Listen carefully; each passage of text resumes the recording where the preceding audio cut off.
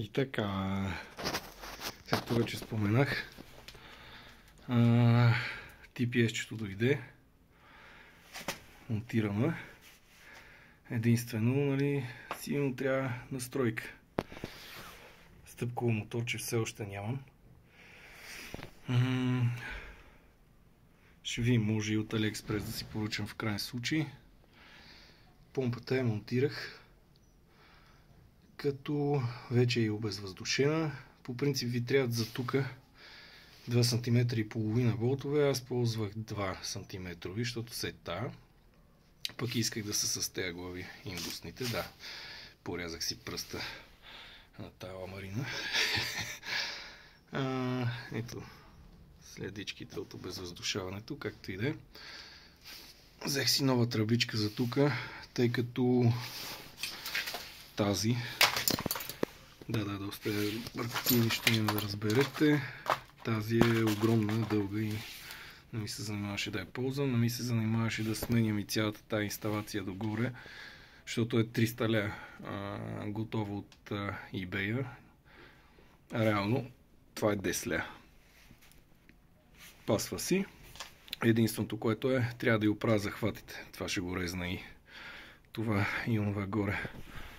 Това ще ги резна, за да мога да си ги направя захватите както трябва, нали, да не играе така, въпреки че той да играе голяма работа. Живото ще си го ползвам това фабричното, което си е, пасва си. Единствено за тук стойка трябва да си направя. Няма си поръчвам, защото няма смисъл. Това все още се колебая дали да е затапено и да му сложа датчик. Защото тук също ще го затапвам и няма да работи. Общо взето това е. Сега чакаме други черкавъци. Не е, нали, много красиво така инсталирано. Ама сега като сложа радиатора и другите работи, реално тук ще си има air duct, който излиза през капака. Тая грозотия тук няма да се вижда чак толкова. Тук ще ми излиза за казанчето на разширителя. Ще трябва да го мисля къде да е, но най-вероятно ще е тук някъде. И така. Лека по лека се движим по нещата. Друго какво? Само се чудя дали да си го пръсна и това черно. В смисъл помпата. Ама за сега няма. Имам спрей, имам боя, имам глупости, ама за сега ще си остане така сега. Какво толкова голяма работа. Ето го къде е рязан. За да мога вътре да го полирам. И така. Кратко видео.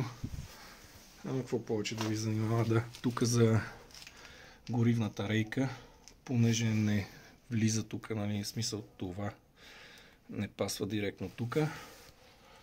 Съм си ползвал едни спейсърчета, които, нали, да ми паснат на това разстояние, защото няма как това да остане във въздуха, за да мога да си ги хвана. И общо взето това е.